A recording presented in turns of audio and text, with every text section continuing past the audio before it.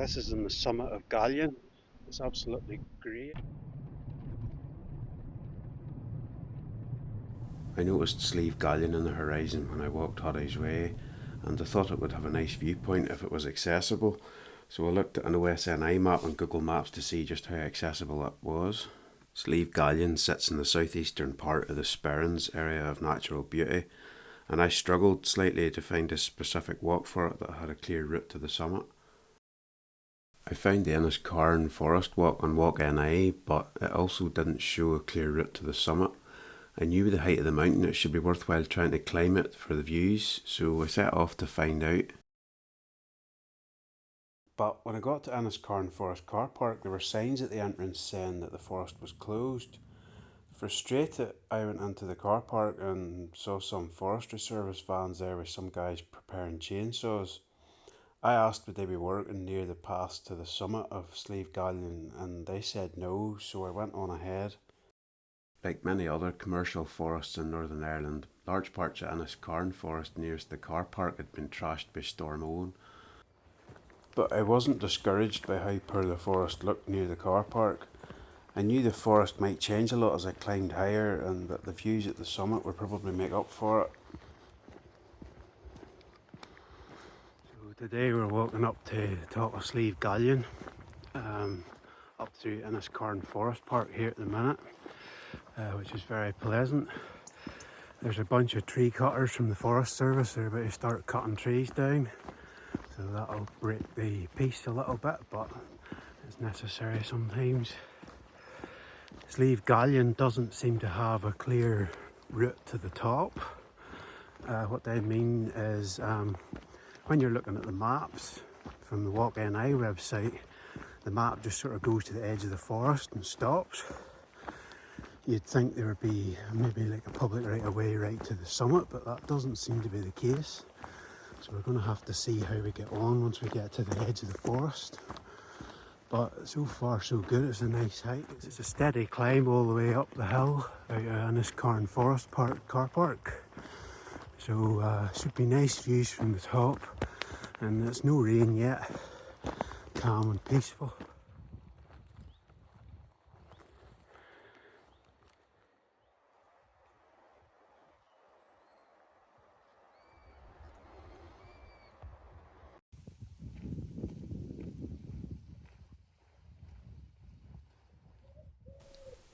There's a conveniently placed seat halfway up the climb if you're not in great shape like me. So about halfway up the forest, you come round the corner and you see this little like tunnel of trees, and it's just like suddenly very different because it's so closed in forest, and probably because nobody has cut anything down yet.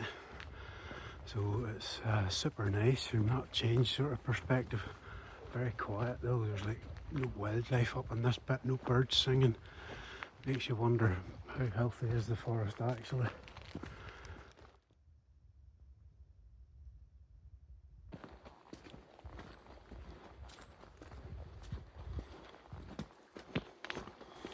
At this point the path in front of you looked really nice, but the view to either side of the commercial forest, I don't really like it. It's very, very quiet as well. There seems to be very few birds in the higher parts of the forest.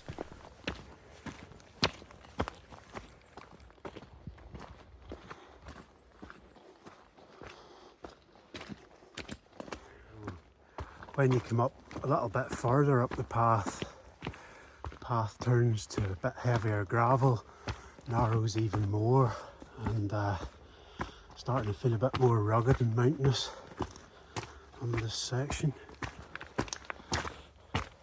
and a little bit steep. Once you climb up the worst of the climb, you come up to this really sharp 90-degree bend where you take a hard right, and this is sort of like the final climb.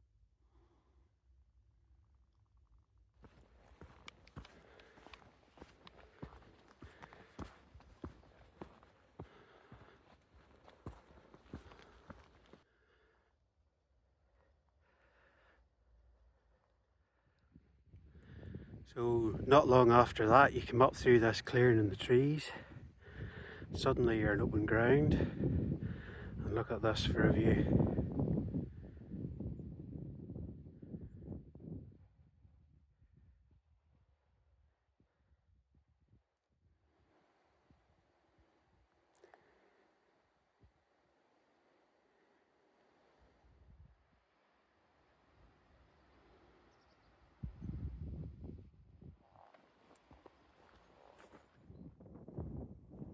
The fence that bounds the edge of the forest is old, poorly maintained and pretty porous. I saw no clear path to cross the ground over to the antenna.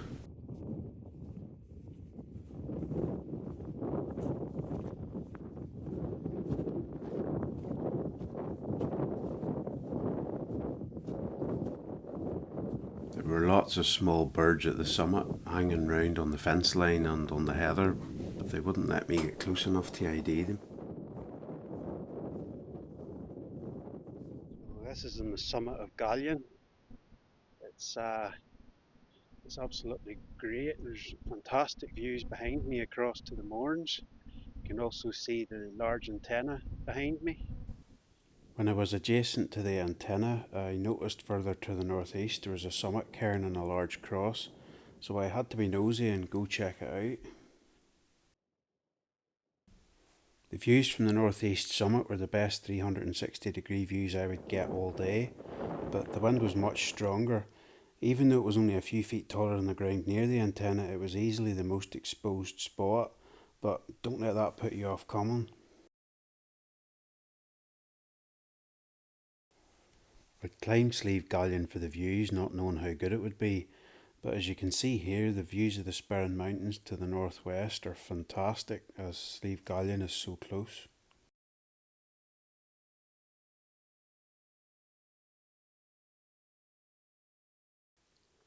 The other excellent view is to the other side of the six counties, the Mourns, visible here in the distance. They're nowhere near as close as the Sperrins, but I was surprised to see them at all, even though visibility was very good. Loch Ness is framing the Mourns in the midground.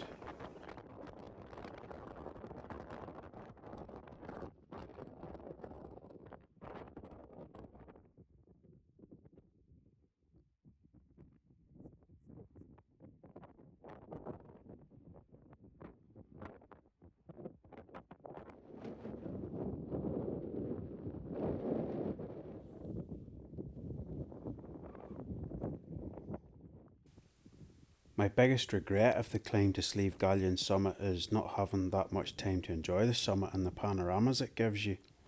I had a decent camera with me, but I only spent time videoing the summit views and didn't take time to do much else. But at least it's not far from home and it's not tough to climb. Oh, and parts of the antenna fence were trashed and in need of maintenance, and it was honestly a bit of an eyesore, so just go and look at the mountain views instead. Once you're at the summit of Gallion, you can walk down the tarmac road.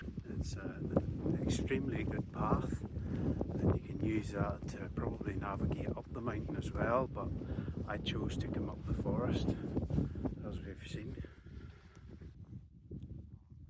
I set out down the road to go to the southwest summit via Tinta Mountain, but I ended up realising I couldn't complete the full walk in the time I had available.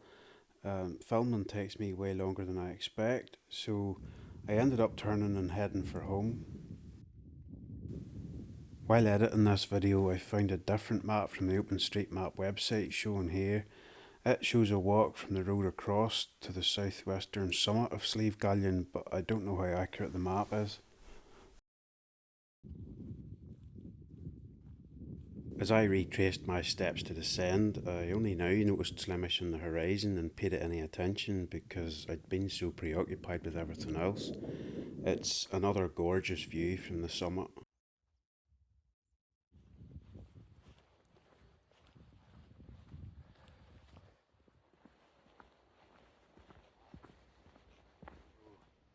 How would I rate Slieve Gallion for a day hike? Quick hike out in the Sperrins. It's quite surprising actually. Really enjoyed it. The views from the summit are absolutely amazing. Obviously, you need to have the weather for that and the visibility, but you would be doing that anyway. You can see Slemish, you can see um, the Mourns, and you can see the Sperrins all from within a few feet of each other.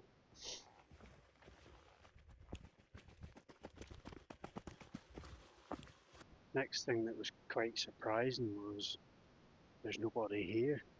Uh, really well established forest trail, not particularly dangerous or wet, and it's super quiet. Yes, I am doing this on a Friday, but it's the school holidays at the minute. It's at the start of August, so you would have expected a few more people to be here, but that's not the case.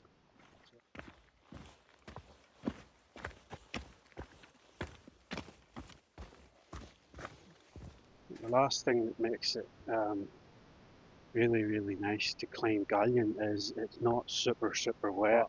When you get to the top of Gallion, it's not muddy on the way up, coming up through Enniscarn Forest.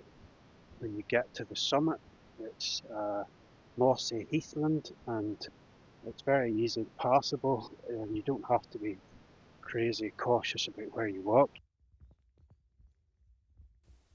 I often prefer a circular walk, believing that it gives more views and variety than a linear walk, but descending Slieve Gallion to the forest back the way I came was great, as I could see distant views during the descent through breaks in the forest. I didn't know what to expect from Slieve Gallion before I set off. I knew climbing an isolated peak away from the main range would give me great views, as I've used that simple idea several times before to good effect, but at Slieve Gallion that expectation was easily surpassed.